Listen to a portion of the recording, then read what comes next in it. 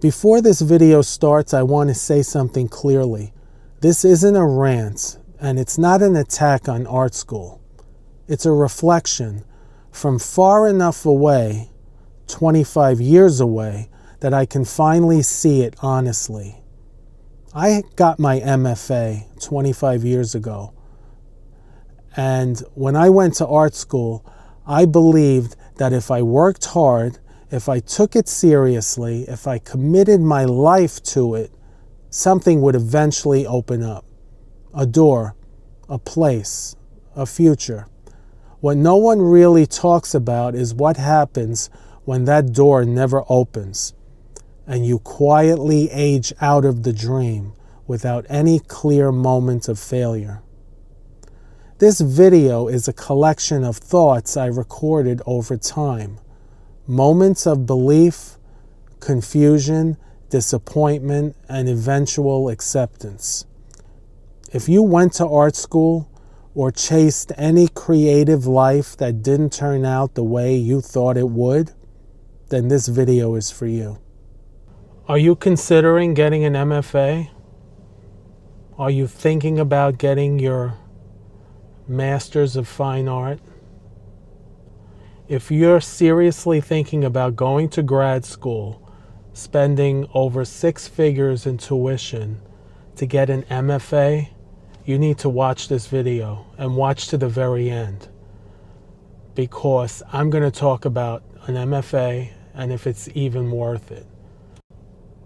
This is my story 20 years later.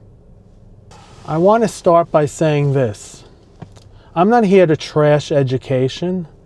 I'm not here to tell you you're stupid if you chase a dream. I chased a dream too. I got an MFA in photography because I thought it would change my life. And that's really the truth. I honestly thought it would change my life. I had a professor when I was in undergrad school who used to say that to me. He said he was living life, getting high all the time, chasing women and drugs and yada, yada, yada. And then he went to grad school, got an MFA, and it changed his life.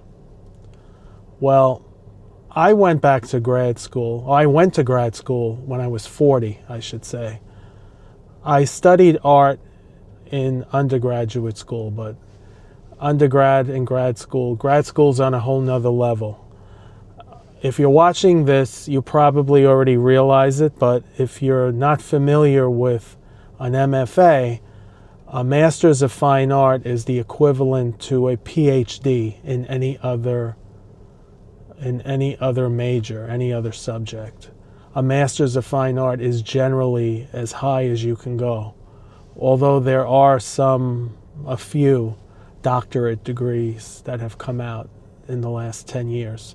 But more or less, if you want to teach in a university, if you want to be a professor of art, like I wanted to be, professor of photography, etc., you needed an MFA.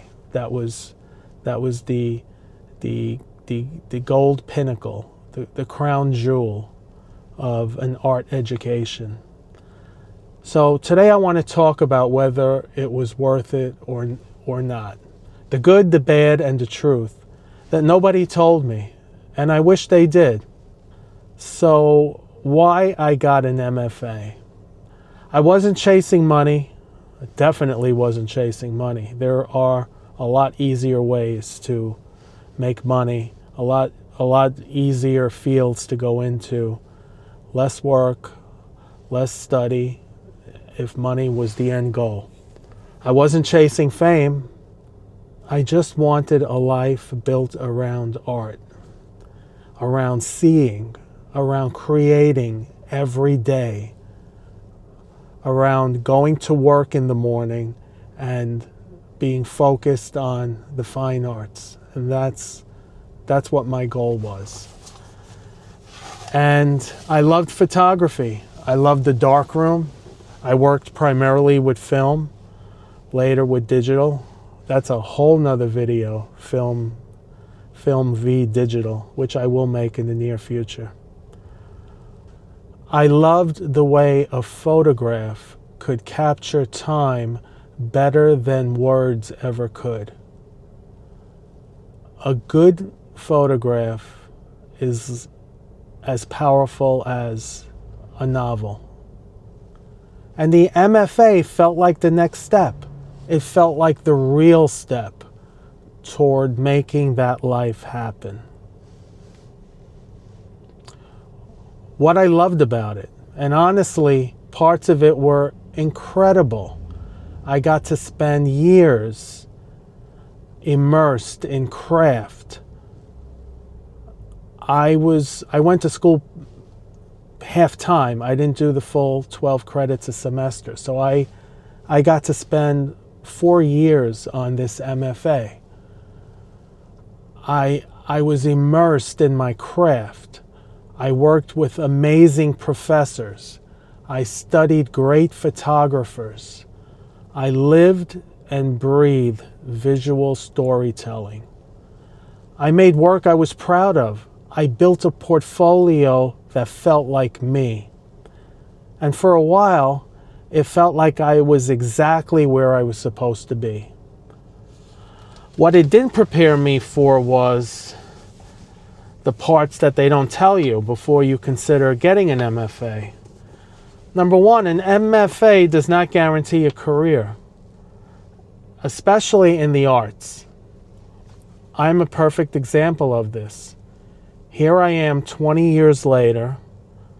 I'm working, I don't want to say what I'm doing exactly, but it's the furthest thing from art. In fact, it's the anti-art, if that makes sense. And it's a job. It pays the bills. It pays the car payments, and that's all it is. And getting a teaching job was really my goal in getting the MFA. I wanted to be a professor of fine art, and it was just impossible. It wasn't about talent. It was more about politics, if you really want to know the truth. It was about connections, who you knew, and a lot of luck. And I'm not that lucky. I applied everywhere, every college, every art school. I think I got offered at the local community college the opportunity to teach part-time as an adjunct, 1 class a semester. It paid a few $100s. There was no way I could live on that. It was just impossible, and the doors stayed closed. Meanwhile, the student loans didn't care. The bills didn't care. Reality hit hard. A degree is a tool. It's not a ticket. And for a lot of us, that tool never gets used the way that we hoped. So, was it worth it? That's the tricky question. Was it worth it? Honestly, yes and no. No, because it didn't give me the career I dreamed of. Yes, I had shows. I had gallery shows. I exhibited internationally. Don't misunderstand this. I was not on the cover of, my photographs were not on the cover of Time or National Geographic, but I did exhibit some work internationally. I had some solo shows, a lot of group shows. I entered every group show that was published, which all come with an entrance fee. And keep in mind, I was shooting film. That meant it was expensive shooting film. That meant getting the film developed, which usually I was doing myself, printing in the darkroom, so expensive. Renting space at a local darkroom that I was able to do that. And then shipping off the prints. I mean, it was such an expensive hobby. Later on, I started scanning the negatives into the computer, so it was kind of half film, half digital, because it was shot on film, but I had to scan the negatives, and I was scanning them myself, and then it was so time consuming I just started sending them out.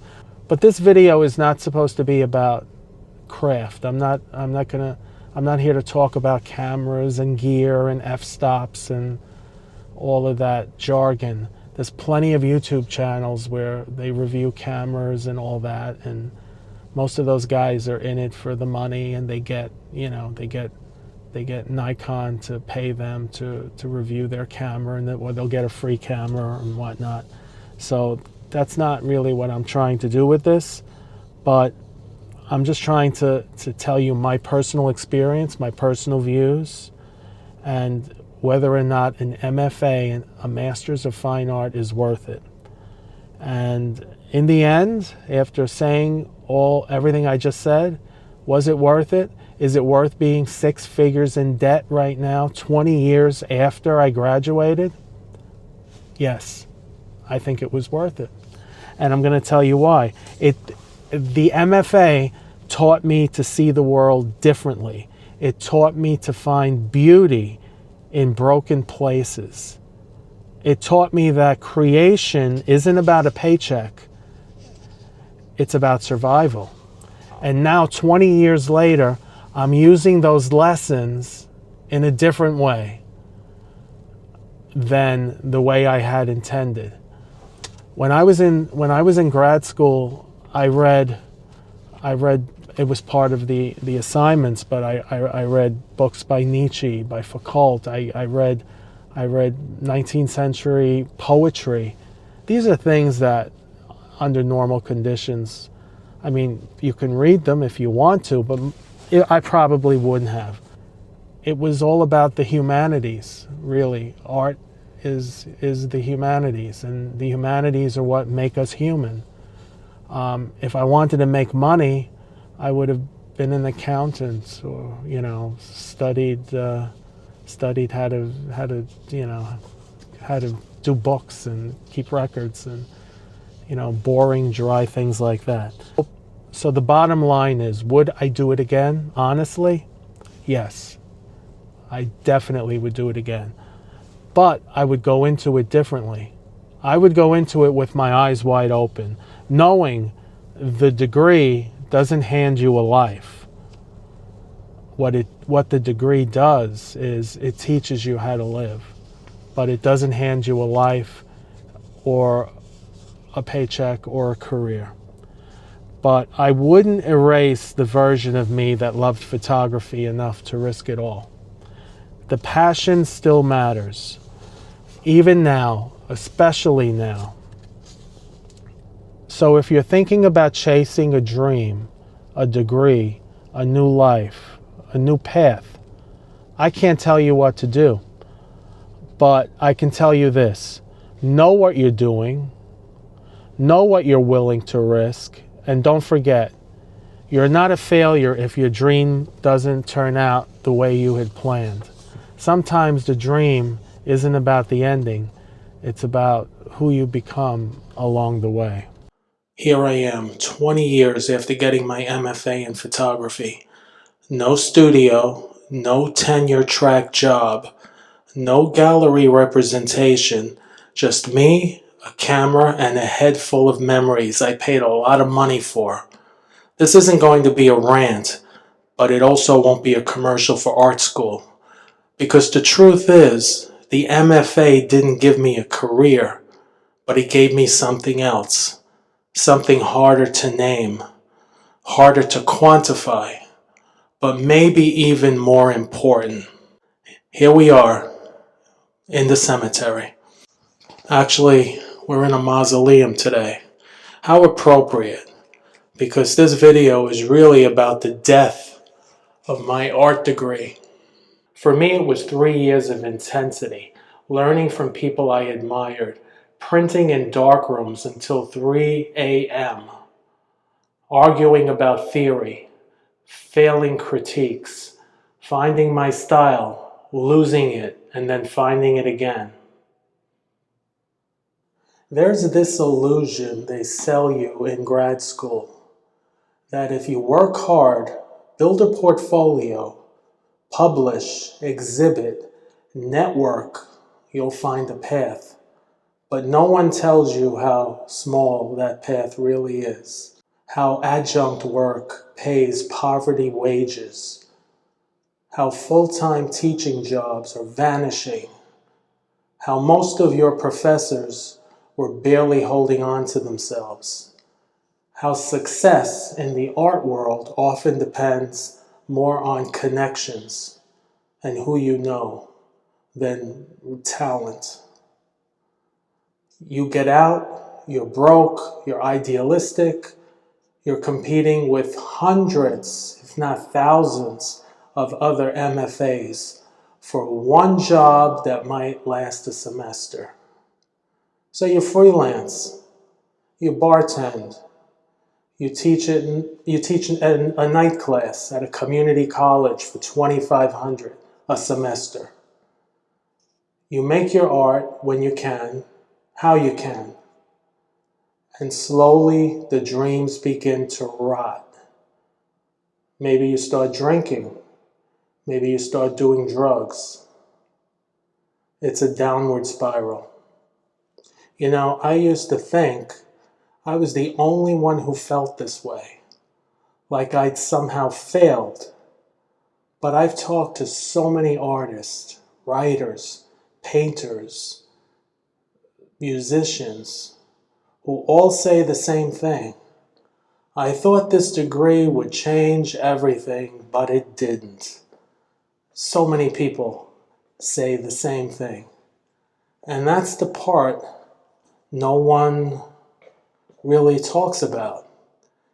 The emotional fallout of giving everything to a dream and watching it all go nowhere.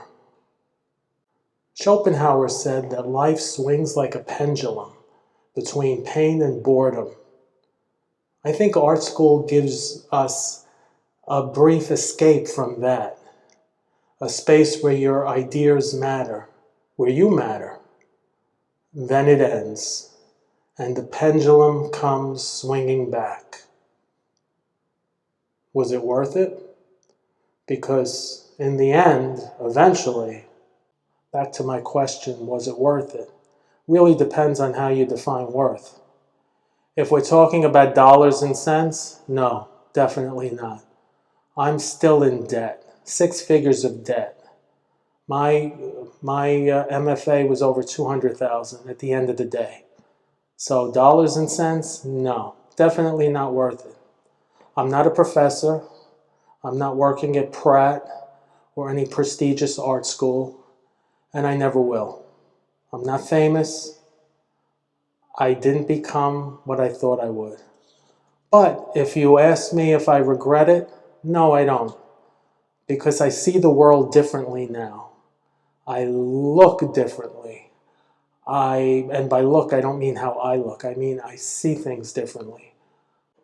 I think more critically. I read poetry. I can walk into a room and see beauty where most people just see walls.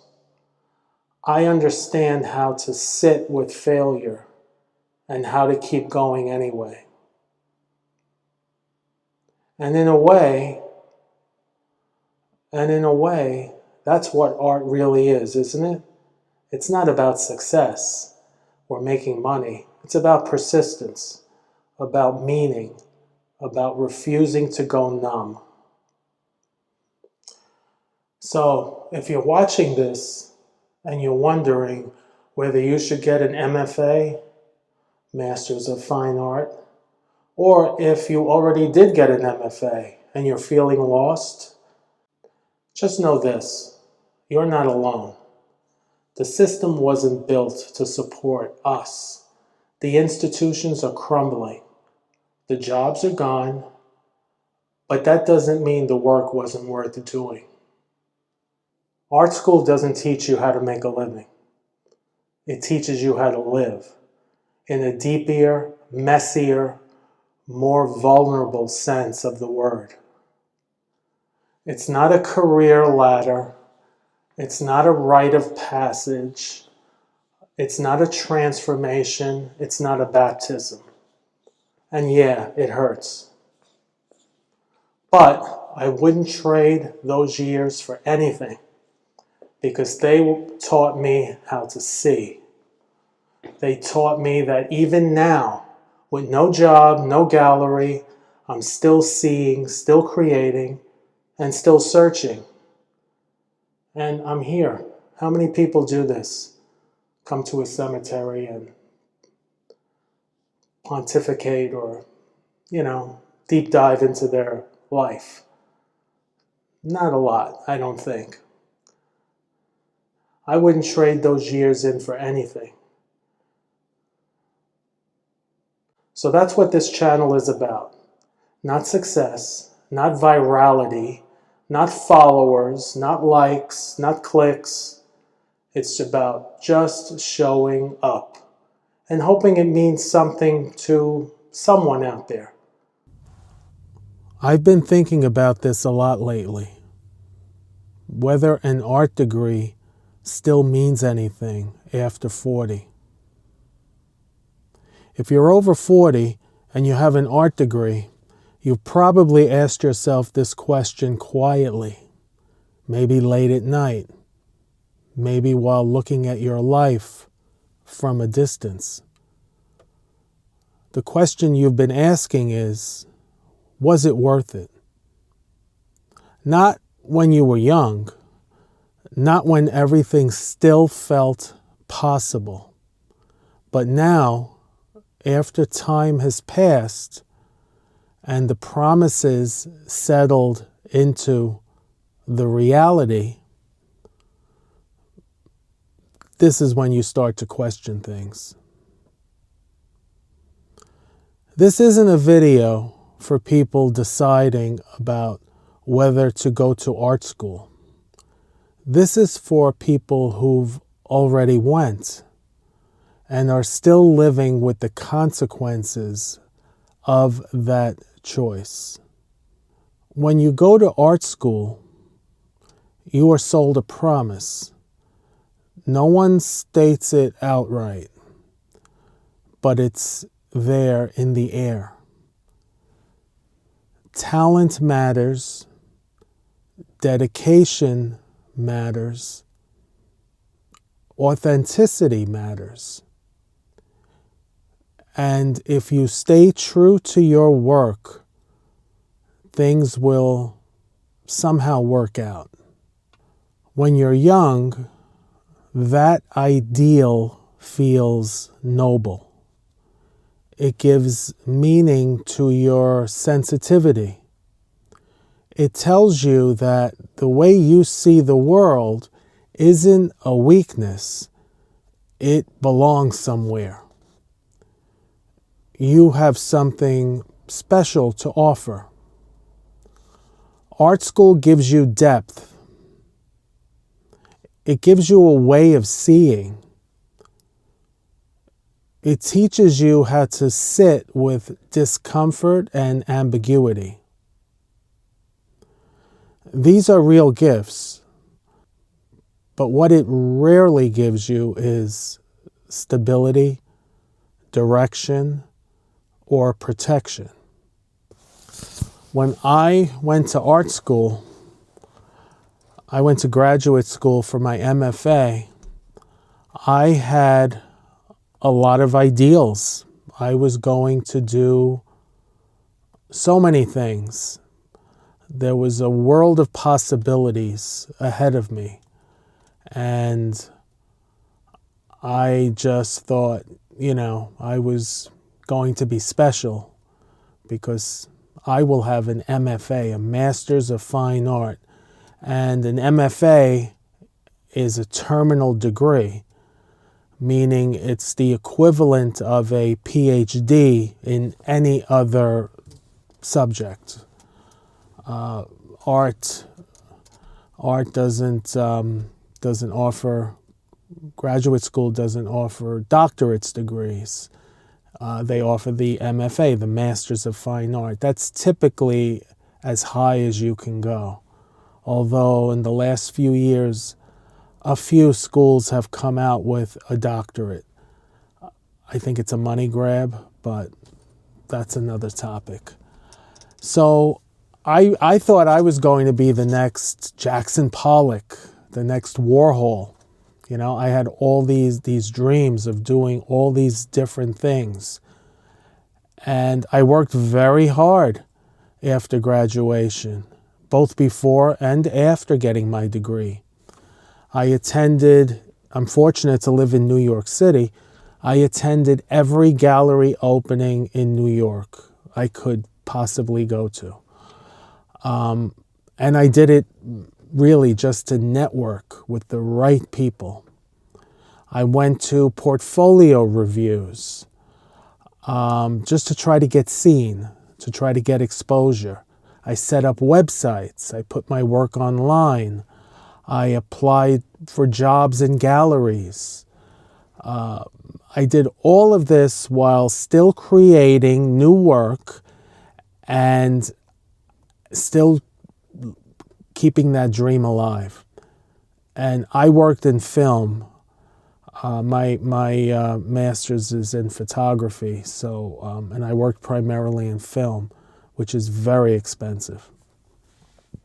So this whole process of networking, portfolio submissions, applying for shows, group shows, solo shows, it just wears on you after a while. It really can wear you down psychologically, mentally, and emotionally. And it just makes you want to give up and get a real job, you know? And many people did that. And eventually that's what I did. But I didn't give up completely, just financially. So, you know, art school left me with 6 figures of debt, medical school level debt, you know, the kind of debt where you could be a doctor, and a medical doctor, an attorney, you know, that level of debt. But it's the kind of debt you can only justify when you believe the payoff will be meaning, not money. And that is what I believed. And I think that's what many people believe. So, what no one tells you happens after 40 is the part that art school never really prepares you for. Not failure, because failure is a common experience for people with fine art degrees. Here's the part art school never really prepared you for. It's not failure, it's time. Art school trains identity, not sustainability. Peers quietly disappear, not dramatically fail. The hardest part isn't poverty, it's invisibility. And eventually, the question shifts from, am I talented, to, was this trade worth the cost? After 40, the art degree stops being aspirational. It becomes a mirror. You can't fully regret it because it shaped who you are as a person. But you can't fully justify it either. And that tension is exhausting. Here is the truth that most people won't say out loud. Art school works best for people who already have safety nets, money, connections, emotional insulation. You get the point. For everyone else, it's a gamble disguised as a calling. When it doesn't work out, the shame becomes internal. You don't say the system failed me. You say I must not have been good enough. And that belief can quietly follow you for decades. So was it worth it after 40? The honest answer is complicated. It gave you meaning, but not security. Awareness, but not protection. There's a strange kind of shame that comes with having an art degree.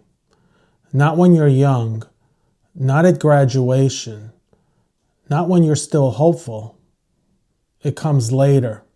It comes quietly. It shows up when someone asks you, "What do you do?" And you hesitate just for a little too long before answering. I've been there many times. It shows when you're filling out a form and you wonder whether to even mention where you went to school. It shows up late at night when you think about how much time has passed and how little you have to show for it in the ways that matter to the world. And what makes this shame different from other kinds of regret is that almost no one talks about it out loud. There's no language for it. There's no public confession. No clean story to tell. So people carry it silently. That's what this video is about. This video isn't about blaming art school. It's not about attacking creativity. It's not about bitterness or regret. It's not about saying, I should have tried harder. This is about something much quieter, because the shame doesn't show up when things fall apart dramatically. It shows up when nothing technically went wrong. You finished the program, the degree, the bachelor's of fine art, the master's of fine art, whatever it was. You made the work, you showed up, you believed, and yet here you are, still asking yourself what it all meant. Still trying to explain it, mostly to yourself, even decades later. You don't announce regret like this. You internalize it. You don't rage against it. You live with it. Most people understand failure when it's loud, getting fired, filing for bankruptcy, losing your home, having your car repoed, dropping out, losing everything. There's a moment you can point to and say, that's when it fell apart. That is when I failed. But art degrees don't usually fail like that. Art degrees fade slowly, quietly. You don't wake up one day and say, well, this was a mistake. Instead, years pass, maybe decades pass, but you keep trying, you keep adjusting, you keep working on that website you have, you keep believing that something will eventually click. And then one day you realize you're no longer moving towards anything other than a new website template. A website that no one really comes to look at anymore. You're just maintaining the idea that this was supposed to matter. That kind of failure is harder to explain. It's harder to defend. It's harder to grieve because nothing really officially ended. It just never arrived. People don't talk about this shame because it sounds like complaining. You'd be very hard to find YouTube videos that talk about this. I know, I've searched. And no one wants to be seen as ungrateful. Art is supposed to be a privilege, a gift, a luxury. So if you admit that it didn't work out the way you had hoped, there's an unspoken accusation waiting for you. Well, what did you expect? People just tend to assume that you didn't try hard enough, or that you weren't talented enough, or that maybe you were very naive when you went into this whole art thing in the first place. So instead of explaining yourself, you just go quiet. You stop bringing it up. You stop correcting people's assumptions, and you stop defending the choice altogether. Art degrees don't fail loudly, they fail quietly. And quietly is much harder to defend. You know, success is really like a performance. One of the strangest parts of this shame is how long people keep pretending everything is fine. Meanwhile, the portfolios never change, the bios that freeze in time, and you have those lines, I'm still working on personal projects. I'm still creating. I'm still exploring new ideas. You say it because you don't know what else to say. And maybe at first it's even true. But over time, the performance becomes exhausting. Mentally, emotionally, and physically. You're not just creating anymore. You're performing belief. You're trying to convince other people and yourself that the story still holds. And the longer you perform it, the heavier the shame becomes. Because deep down, you know the belief is gone. But you can't admit it, or you're not ready to admit it to yourself or to the world yet. The financial shame is another big aspect of this. It's not just the debt. I have 6 figures of debt from art school that I most likely will carry to my grave. But it's not just that. It's the mismatch. The realization that the cost of the education doesn't align with the outcomes that it led to.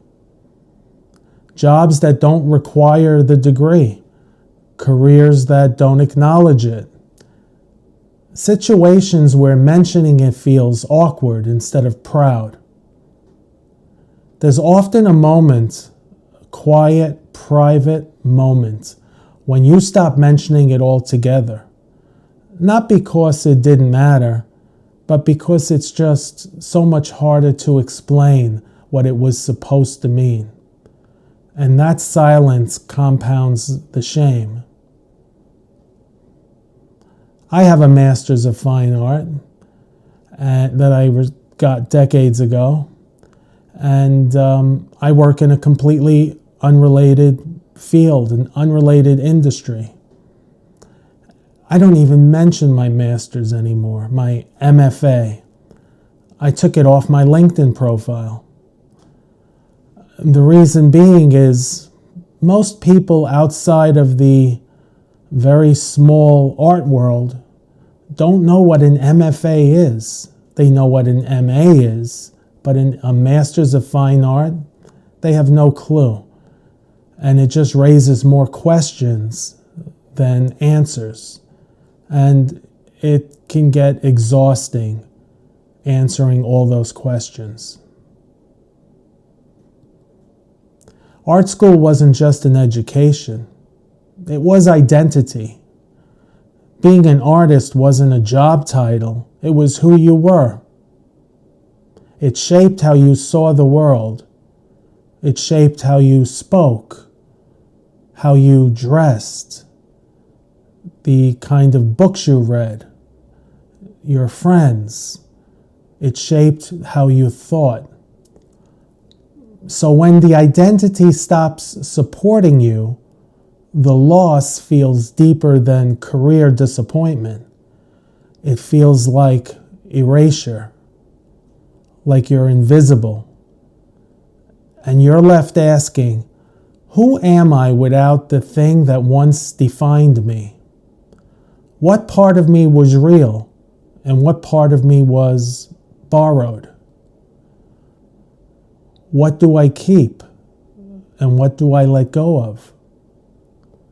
These are not questions people ask lightly, and they're not questions with quick answers. When you have an art degree, especially an MFA, that's a terminal degree.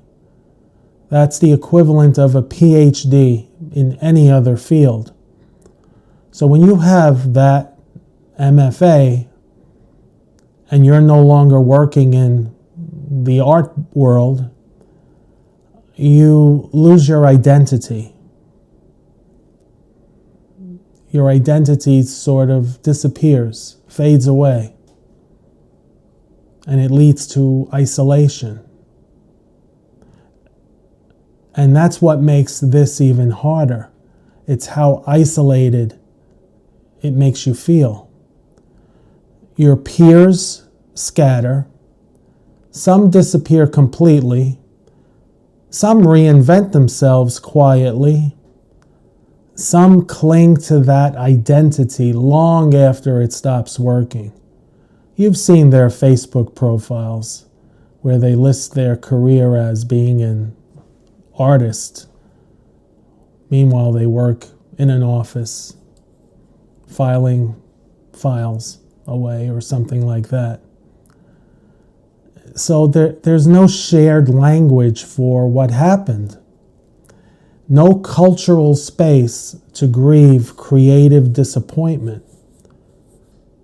There's no support group for people whose dream didn't explode. It just evaporated.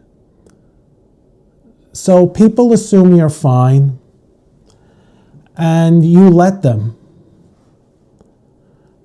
And this lingers into midlife and eventually old age. Time does not make this go away. It makes it quieter, but heavier. By midlife, you feel like you should be over it. You feel embarrassed for even still thinking about it. But that regret doesn't disappear. It settles. It shows up as depression, as numbness, as withdrawal, as a sense that you're out of sync with the world. You're not broken, you're just displaced. Maybe you drink a little too much to forget about everything, but it's still there. So here's the part that matters most. The shame does not mean the degree was useless, and it doesn't mean that you failed. You may never work as an artist. You may never earn a penny. You may never teach art at a university, which is what the MFA is supposed to gear you to do. teach at a university. You may never do any of these things. But it's not a failure on your part. It just means the expectations were dishonest.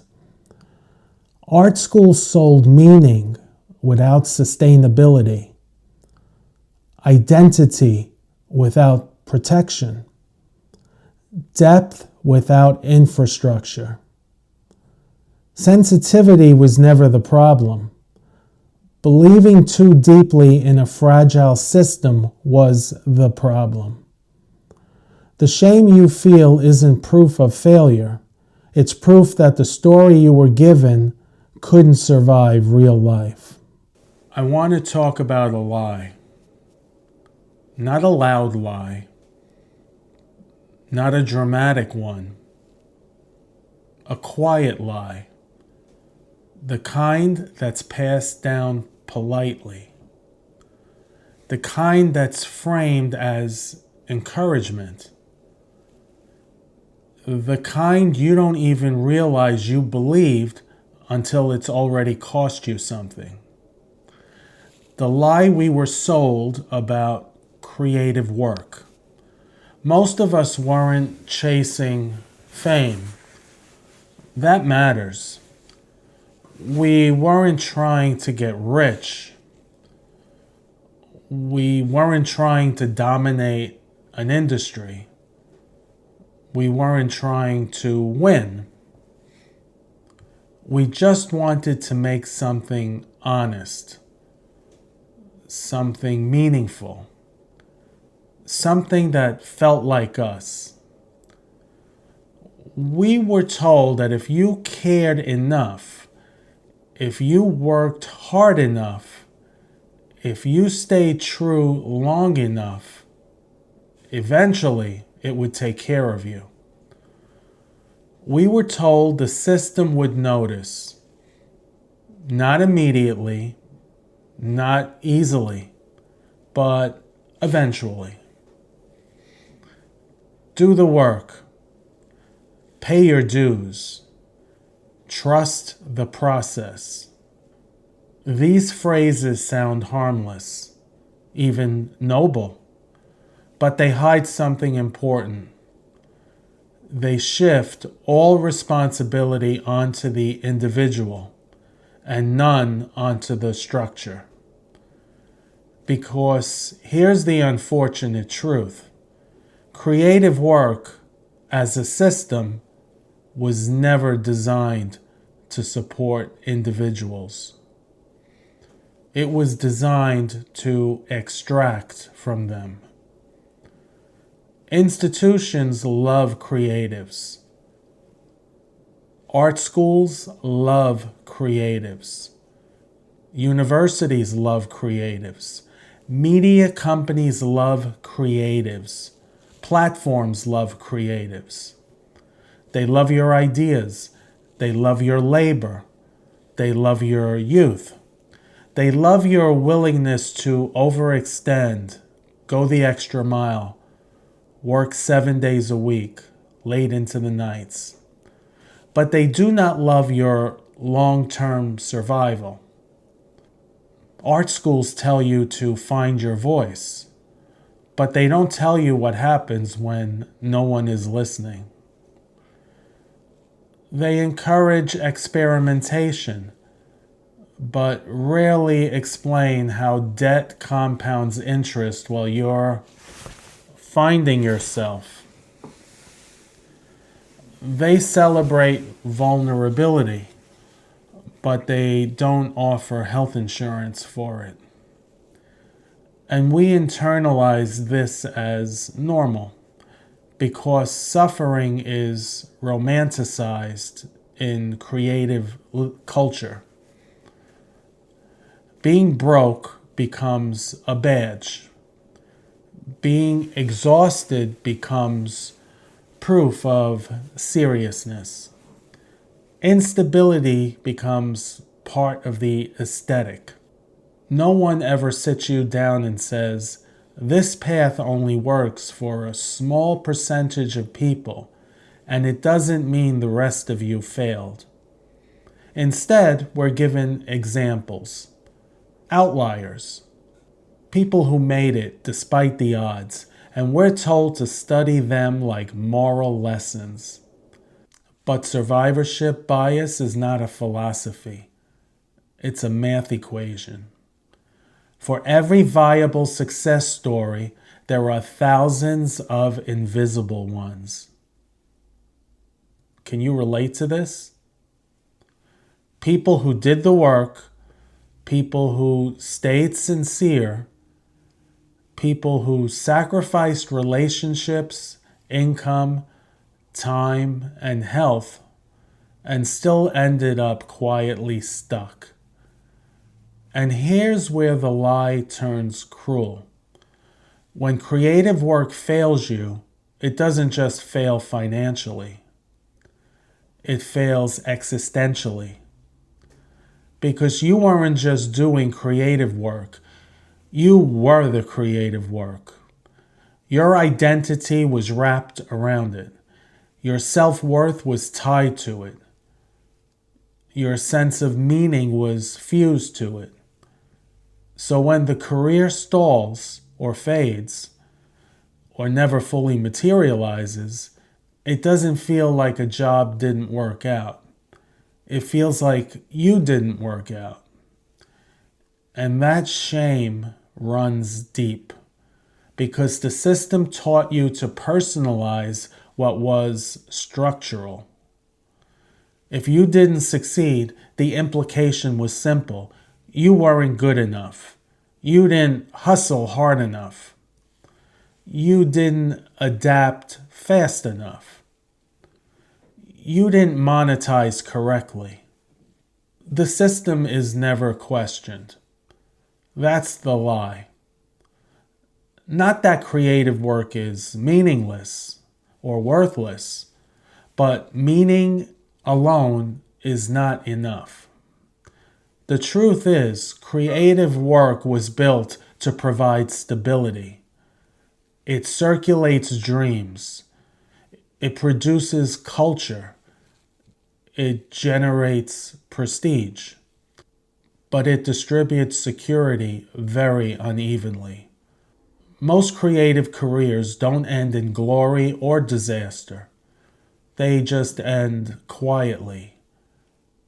No announcement, no dramatic failure, just a slow realization that the math doesn't work anymore. The rent, the body, the aging, the calendar. You don't quit. Life simply crowds it out. And then something strange happens. You feel guilt. Guilt for wanting stability. Guilt for wanting rest. Guilt for thinking, I gave so much. Why didn't this give back? But that question itself reveals the lie, because creative work was never designed to give back. Not reliably, not sustainably, not to everyone. And saying this doesn't make you bitter, it just makes you honest. There's a cultural pressure to pretend disappointment means you failed spiritually. That if you feel disillusioned, you somehow lacked faith. But disillusionment just means an illusion was removed. You can love creativity without worshiping the system around it. You can value art without letting institutions define your worth. You can still create without believing it owes you salvation. That's the part no one teaches. That creativity doesn't have to be a savior. It can be a companion. Something that walks alongside life, not something that has to justify your very existence. Something that nourishes, not something that demands constant sacrifice. Choosing stability does not mean you sold out. It means you stopped confusing suffering with meaning. The real tragedy isn't that creative work didn't save us. It's that we were told it would and blamed ourselves when it didn't. We were told that passion was enough, that loving something would protect us from reality. But what no one said out loud was this: if it didn't work out, the blame would always land on you. That belief didn't inspire people. It broke them.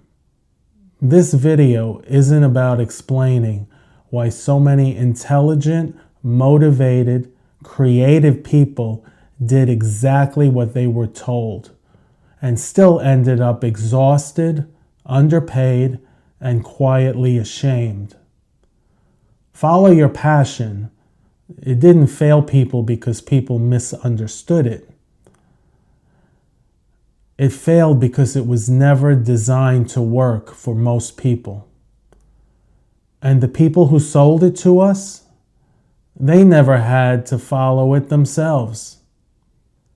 That sentence, follow your passion, has probably been repeated to you more times than you can count. By teachers, by guidance counselors, by commencement speakers, by best-selling authors. It sounds generous. It sounds freeing. It sounds humane. But underneath it was a much colder message. If this doesn't work out, it's your fault. Follow your passion didn't come from struggling artists. It didn't come from people living paycheck to paycheck. It didn't come from people with no safety net. It came from people who already had one. It came from elite universities, corporate leaders, successful creatives, and public figures who already crossed the hardest part of life, financial survival. When someone with wealth, connections, and stability tells you to follow your passion, what they're really saying is, I can afford to take risks and I survived. But that context was never included. The phrase was presented as universal advice when it was actually class-specific guidance. It assumed that you had family support, time to fail, access to networks, and a margin for error. For everyone else, it wasn't advice.